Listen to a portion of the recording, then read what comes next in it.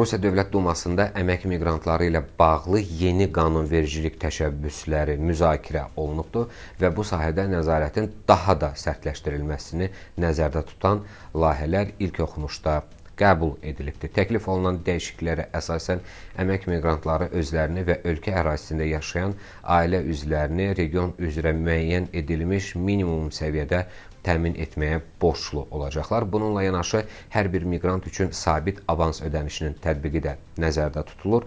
Yeni qaydalara görə bu tələblər yerinə yetirilmədiyi halda miqrantlar iş icazəsi və ya patent verilməyəcəkdir miqrantlara və mövcud sənədlər ləğv olunacaqdır. Eyni zamanda onların Rusiyada qalma müddətinin qısaldılması da mümkün olacaqdır. Bundan əlavə, vergi orqanları və Daxili İşlər Nazirliyi xarici vətəndaşların gəlirlərinin olub-olmamasını mütəmadi yoxlamaq səlahiyyəti əldə edəcəkdir. Qanun layihəsində diqqət çəkən məqamlardan biri də odur ki, qazanc məqsədi ilə Rusiyada yaşayan şəxslərin övladları 18 yaşına çatdıqdan sonra 30 gün ərzində ölkəni tərk etməli olacaqlar. Həmçinin xarici vətəndaş il ərzində 10 aydan az işləyibsə, ona müvəqqəti yaşamaq icazəsi, yəni VNJ verilməyəcəkdir və ya bu sənədlər ləğv ediləcəkdir.